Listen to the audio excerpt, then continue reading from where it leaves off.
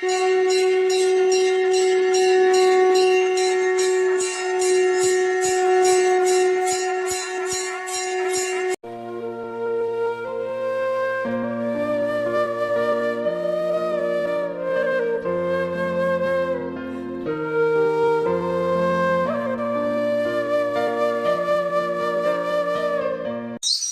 नगर के रास्ते में एक घना जंगल था। दिन भर लोग वहाँ से गुजरते थे, किसी को भी कोई परेशानी नहीं होती थी। पर रात होते ही वहाँ पर सन्नाटा छा जाता था। कोई भी उस रास्ते से नहीं गुजरता था। लोगों का मानना था कि उस जंगल में एक चुड़ैल रहती है जो सबको पकड़कर खा जाती है। इसीलिए रात के समय सब सोहन नगर के रास्ते में पड़ने वाले उस जंगल के पास भी नहीं पहुंचते। पर एक शाम कुछ बच्चे उस जंगल के पास खेल रहे थे। उनमें से एक बच्चे की गेंद जंगल में चली गई और वो बच्चा गेंद लेने के लिए जंगल में घुस गया। चाचा चाचा, मोनू जंगल में चला गया। क्या? मेरा बच्चा रात के समय जंगल में चला गया? वो चुड़ैल मेरे बच्चे को खा जाएगी। अरे कोई मेरी मदद करो। मोनू के बापू, जल्दी चलो, सबको इकट्ठा करो। सब लोग जैसे ही जंगल के पास पहुँचे तो मोनू वहीं अपनी गेंद लिए खड़ा था और मुस्कुरा रहा था, मानो उसे कुछ हुआ ही नहीं हो। माँ, जंगल में शिव जी का एक मंदिर है, वहाँ पर वो चुड़ैल दीदी पूजा कर रही थी। उन्होंने मुझे मेरी गेंद दे दी। मोनू की माँ, इसे घर ले चल। बच्चा है, न जाने क्या क्या बोल रहा है, शायद घबरा गया है। अरे भैया, भगवान का लाख लाख शुक्र है कि मोनू ठीक है। बेटा आप जंगल में मत जाना, ठीक है? मोनू, मेरे बच्चे इस जंगल में मत आया कर, यहाँ चुड़ैल रहती है। गाँव वाले समझ ही नहीं पाए कि मोनू सच कह रहा है। वास्तव में वहाँ एक चुड़ैल रहती थी और वो चुड़ैल भले ही देखने में डरावनी थी, पर वो मन से बहुत सुंदर थी। चुड़ैल भगवान शिव की परम भक्त थी। दिन के समय चुड़ैल एक गुफा में छुप जाती थी और रात के समय जब सब सो जाते तो वो भगवान शिव के एक बहुत पुराने मंदिर वहाँ पर पूजा किया करते थे। पर इस बात से गांव के सभी लोग अनजान थे। उन्हें तो लगता था कि वो चुड़ैल लोगों को खा जाती है। हे शिव शंकर, मैं कितने समय से आपकी पूजा अर्चना कर रही हूँ, मुझे इस पूजा का फल दो। लोग मुझसे नफरत करते हैं, सब मुझसे डरते हैं। मैं इस रूप में रहते हुए अब तंग आ गई हूँ। मुझे फिर से पहले वाले रूप में आना है। मेरी प्रार्थना सुनो महादेव, मैं अब और चुड़ैल के रूप में नहीं रह सकती, मुझ पर दया करो। इस चुड़ैल का नाम वास्तव में सोमलता है। सोमलता सोहन नगर की राजकुमारी है। सोमलता की सौतेली माँ मायावती ने ईर्ष्या में आकर एक तांत्रिक से एक ऐसा काढ़ा बनवाया जिसे पीकर आज सोमलता एक चुड़ैल बन चुकी है और इस बेअबान जंगल में अपने इस रूप को लेकर सबसे छुपती छुपाती आ रही है। सोमलता बहुत दुखी रहती है और हमेशा भगवान शिव की पूजा करती रहती है और सोमलता की भक्ति से प्रसन्न होकर एक दिन सोमलता के पिता राजा विश्व प्रताप को स्वप्न में भगवान शिव दर्शन देते हैं। विश्व प्रताप, तुम्हारी पुत्री सोमलता सुंदर नगर के पास वाले जंगल में भटक रही है। रानी मायावती ने एक तांत्रिक की सहायता से तुम्हारी बेटी को चुड़ैल बना दिया था। जंगल में जाओ और अपनी बेटी को मेरे शिवलिंग के जल से स्नान करवाओ, तुम्हारी बेटी बिल्कुल ठीक हो जाएगी। जाओ विश्व प्रताप, अपनी बेटी की सहायता करो। इतना कहकर भगवान शिव अंतर्ध्यान हो जाते हैं। विश्व प्रताप अपनी पत्नी मायावती पर क्रोध करता है और उसी समय कुछ सैनिक लेकर अपनी बेटी सोमलता को ढूंढने के लिए जंगल में जाता है। राजा विष्णु प्रताप देखता है कि उसकी बेटी सोमलता एक चुड़ैल के रूप में है और भगवान शिव की पूजा कर रही है। अपनी बेटी सोमलता को एक चुड़ैल के रूप में देखकर राजा विष्णु प्रताप की आंखें आंसुओं से भर आती हैं।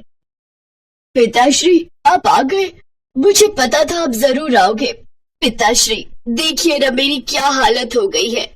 मैं थक गई पिताश्री, मैं सबसे बचकर यहाँ जंगल में रह रही हूँ। हर कोई मुझसे डरता है, मुझे चुड़ैल समझता है। पुत्री, चिंता मत करो, महादेव की तुम पूजा करती हो, उन्होंने ही मुझे यहाँ तक भेजा है। ये तुम्हारी शिव पूजा का ही फल है कि मैं यहाँ आया। मुझे तो लगा था कि तुम हमें कभी मिलोगी ही नहीं। राजा विश्व प्रताप शिवलिंग पर बह रहे जल को एक पात्र में भर लेता है और उस जल से सोमलता स्नान कर लेती है। देखते ही देखते सोमलता चुड़ैल से वापस सुंदर राजकुमारी के रूप में बदल जाती है।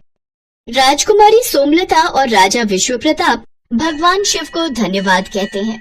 राजकुमारी सोमलता अपने पिता के साथ राजमहल वापस लौट आती है और रानी मायावती को देश निकाला मिल जाता है। गांव वालों को जब पता चलता है कि वह चुड़ैल कोई और नहीं बल्कि सोहन नगर की राजकुमारी सोमलता है, तो सब गांव वाले भी हैरान रह जाते हैं। उस दिन के बाद जंगल में बने उस शिवलिंग के दर्शन करने के लिए हर कोई आने लगा। दूर दूर से लोग उस मंदिर के दर्शन करने आने लगे। भगवान शिव की कृपा से राजकुमारी सोमलता के जीवन में फिर से खुशियां लौट आईं। एक समय की बात है, श्रीपुर नाम के गांव में रामेश्वर नाम का एक ब्राह्मण अपनी माँ के साथ रहता था। वो दिन रात भगवान शिव की भक्ति किया करता था। शिव नाम का जाप सदैव उसके मुख पर रहता था। ओम नमः शिवाय, ओम नमः शिवाय, ओम नमः शिवाय। रामेश्वर बेटा, आज भी तूने मुझे नहीं उठाया, खुद ही उठकर घर के सारे काम कर लिए, खीर भी भोग लगा दी तूने तो। हाँ माँ, मैंने सोचा फटाफट से काम करके खीर बना लेता हूँ। शिवजी भी खीर के इंतजार में बैठे होंगे। ये लो, भोग की खीर खाकर बताओ कैसी बनी है। रामेश्वर बेटा, इस खीर को तू बचपन से शिव जी को खिलाता आ रहा है। जब तेरे बापू जिंदा थे तब वो प्रसाद की खीर खिलाते थे, और उनके जाने के बाद तूने ये नियम बना लिया। तेरी खीर बहुत ही स्वादिष्ट बनती है बेटे, और मुझे पता है भगवान शिव भी तेरे हाथों की खीर खाने के इंतजार में रहते होंगे। तभी तो मैं सुबह जल्दी उठकर सबसे पहले खीर ही बनाता हूँ, ताकि भगवान शिव को भोग लगा सकूं। रामेश्वर का नियम था रोजाना सुबह जल्दी उठकर घर के सारे काम निपटाना और फिर भगवान शिव के भोग के लिए खीर का प्रसाद बनाना। ये कार्य पहले उसके पिता करते थे, और पिता के जाने के बाद शिव जी की सेवा और खीर भोग की पूरी जिम्मेदारी रामेश्वर ने उठा ली। रामेश्वर को विश्वास था कि भगवान शिव उसके द्वारा खिलाई गई खीर को रोजाना ही खाते हैं। इसी विश्वास पर वो रोजाना खीर का भोग लगाता था और अपने भक्त के द्वारा भोग लगाई गई खीर को कैलाश पर्वत पर विराजमान भगवान शिव बहुत चाव से खाते थे। स्वामी, क्या बात है, आपको तो आनंद ही आनंद है। आपके भक्त आपको प्रेम से इतने स्वादिष्ट व्यंजन खिलाते हैं, और आपका भक्त रामेश्वर तो नियम के अनुसार आपको खीर का भोग लगाता है। लाइए, थोड़ी सी खीर मुझे भी दे दीजिए। रामेश्वर के हाथों की खीर बहुत ही स्वादिष्ट होती है। हाँ देवी पार्वती, रामेश्वर इतनी स्वादिष्ट खीर का भोग लगाता है कि मन प्रसन्न हो जाता है। तभी नंदी और समस्त शिवगण वहाँ जाते हैं। महादेव, ये लीजिए, हम भांग और धतूरा ले आए हैं। नंदी, अभी तो हम स्वादिष्ट खीर का आनंद ले रहे हैं। ऐसा करो, भांग और धतूरे को वहाँ छोटे पर्वत पर रख दो, हम कुछ समय के बाद उसे ग्रहण करेंगे। अरे नंदी महादेव तो हमारी ओर देख तक नहीं रहे, उनका सारा ध्यान तो रामेश्वर की बनाई हुई खीर पर है। ऐसे कब तक चलेगा नंदी? हाँ, मैं भी यही देख रहा हूँ। इतने प्रेम से हम भांग और धतूरा पीस कर लाए, और महादेव ने हमें इसे रखने के लिए बोल दिया। अरे नहीं नहीं, ऐसी बात नहीं है। महादेव ने बोला है कि हम उसे वहाँ रख दें, वो कुछ देर बाद उसे ग्रहण करेंगे। महादेव रोजाना रामेश्वर की भोग लगाई हुई खीर को बहुत चाव से खाते हैं। नंदी, मैं तो कई बार सोचता हूँ कि रामेश्वर की खीर में ऐसा क्या है कि भोलेनाथ सबसे पहले उसकी भोग लगाई खीर को ही खाते हैं, और फिर और किसी तरफ उनका ध्यान ही नहीं जाता। तभी तो हम भांग धतूरा लेकर आए, और उन्होंने बिना देखे ही इसे रखने के लिए बोल दिया। हाँ, कह तो तुम ठीक रहे हो भैरव। महादेव को भांग धतूरा इतना प्रिय है, और रामेश्वर की खीर से ज्यादा उन्हें इस समय कुछ भी प्रिय नहीं लग रहा। तो क्या किया जाए नंदी कि महादेव का ध्यान अपने भक्त रामेश्वर से हटकर हमारी ओर आ जाए? एक रास्ता है। नंदी ने सभी गणों के कान में कुछ कहा। उसके पश्चात सभी गण पृथ्वी लोक पर आ गए और सबने ब्राह्मण रूप ले लिया, और सब लोग रामेश्वर के पास पहुँचे। रामेश्वर शिव जी को खीर का भोग लगाने के लिए बाजार से सामान खरीद रहा था।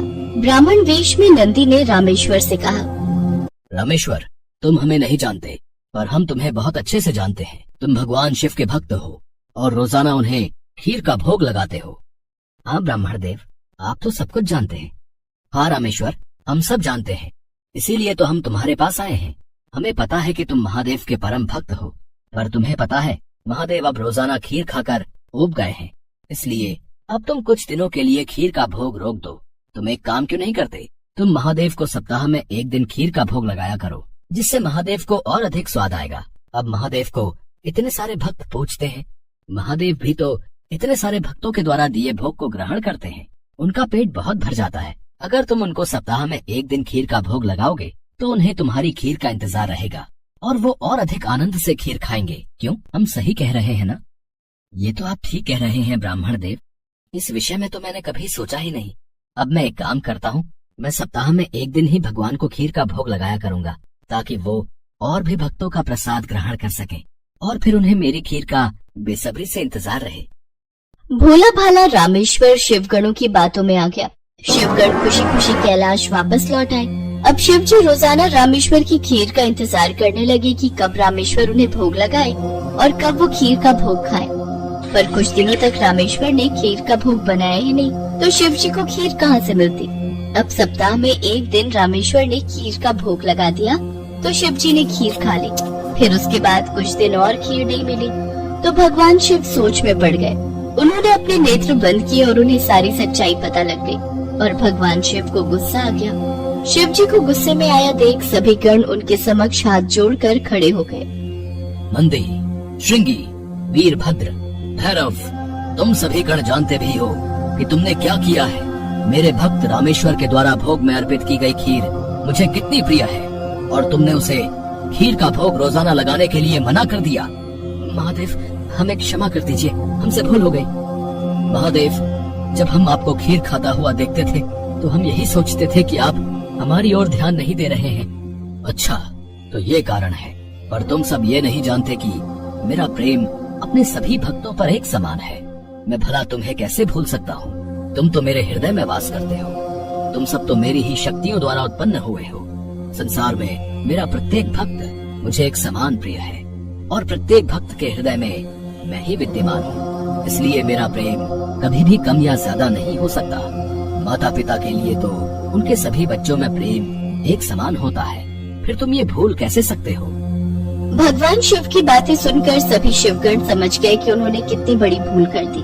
सचमुच महादेव का प्रेम तो अपने सभी भक्तों के लिए एक समान रहता है। इसके बाद सभी शिवगण फिर से एक बार रामेश्वर के पास गए। रामेश्वर, हमें भगवान शिव का संदेशा आया है। वो कह रहे थे कि तुम्हारी खीर इतनी स्वादिष्ट होती है कि वो सप्ताह भर की प्रतीक्षा नहीं कर सकते। सप्ताह में एक दिन भोग से उनका मन ही नहीं भरता। इसलिए उनकी आज्ञा है कि तुम रोजाना ही उन्हें खीर का भोग लगाया करो। आप सच कह रहे हैं ब्राह्मण देव, भगवान शंकर को मेरे हाथों की बनी खीर इतनी प्रिय है। ठीक है, फिर मैं रोजाना उन्हें खीर का भोग लगाऊंगा। ये सुनकर रामेश्वर बहुत खुश हुआ। अब एक बार फिर रामेश्वर रोजाना खीर बनाकर भगवान शिव को भोग लगाने लगा। अब तो समस्त शिवगण भी भगवान शिव के साथ रामेश्वर द्वारा भोग लगी प्रसाद की खीर का आनंद लेते और खूब भरपेट खीर को खाते। भगवान शिव और देवी पार्वती दोनों सभी गणों को इस प्रकार खीर खाता देख मंद मंद मुस्कुराने लगे। भगवान शिव ने अपने परम भक्त रामेश्वर को सभी सुख सुविधाओं से पूर्ण रखा। उसके जीवन में कभी भी कोई कठिनाई नहीं आई। रामेश्वर का विवाह एक बहुत ही सुशील कन्या के साथ हुआ। उसके घर में 2 बच्चों का जन्म हुआ। अपने परिवार के साथ संपूर्ण जीवन खुशी खुशी व्यतीत करके रामेश्वर अंत में मोक्ष को प्राप्त हुआ।